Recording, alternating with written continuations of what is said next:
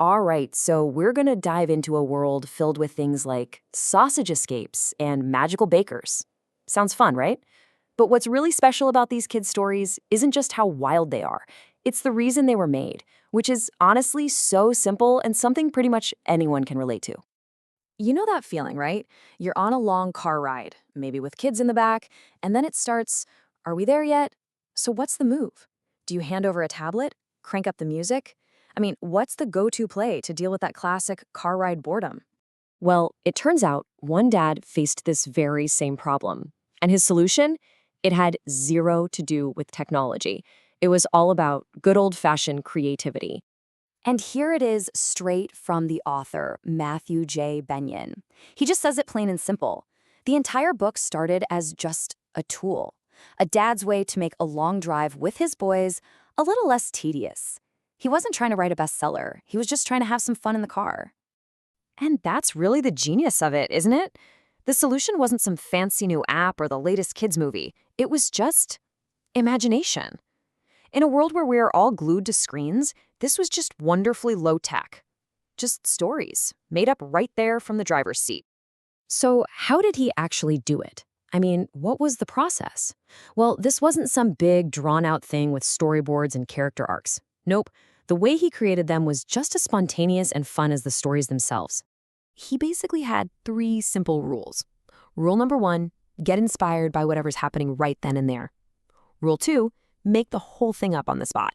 And rule three, which I think is the best part, no planning ahead and absolutely no changes later. So what you see in the book is the first and only draft. That's it. And you can totally see how this works when you look at where the ideas came from. A story about a magical baker, that came from a drive-through Birmingham.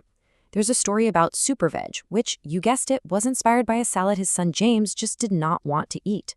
Seriously, anything, jumping on the bed, watching clouds go by, could become a whole adventure. So what do you get when you mix all that together? You get a world that is just so wonderfully silly, kind of weird, and totally 100% unique to this one family's imagination. I mean, just take a look at the table of contents here. You've got stories like The Sausage Escape, okay, The Football Who Hated Being Kicked, and my personal favorite, Ash the Toilet.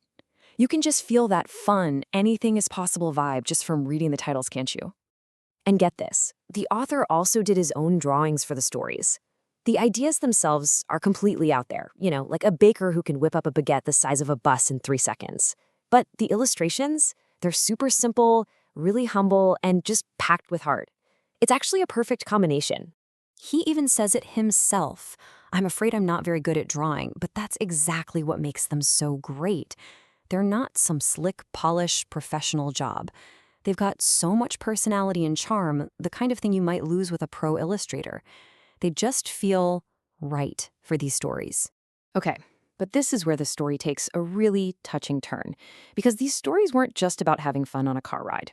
They ended up being written down for a very specific and, well, a very human reason. And it makes you think, right?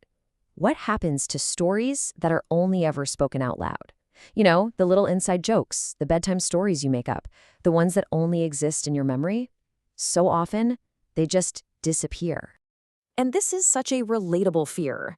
The author realized that these amazing little stories he was creating were just vanishing. He actually says he's forgotten some of the first ones, so nobody will ever know the story about the giant or the one about the comet. That's kind of heartbreaking, isn't it? Just gone forever because he didn't write them down. So that's why he made the book. The goal wasn't to become a famous author. It was all about preservation. The book is basically a time capsule, right? It's a way to make sure these little family memories, these sparks of imagination that happened in a car, didn't just get lost forever. Which really leaves us with this one big thought. In our world of blockbuster movies and perfectly produced TV shows, what's the real power of a simple, homemade story? Maybe its magic isn't in how perfect it is, but in the simple fact that it was made just for you, by someone who loves you. Maybe the best stories out there aren't the ones we watch or buy, but the ones we make up ourselves,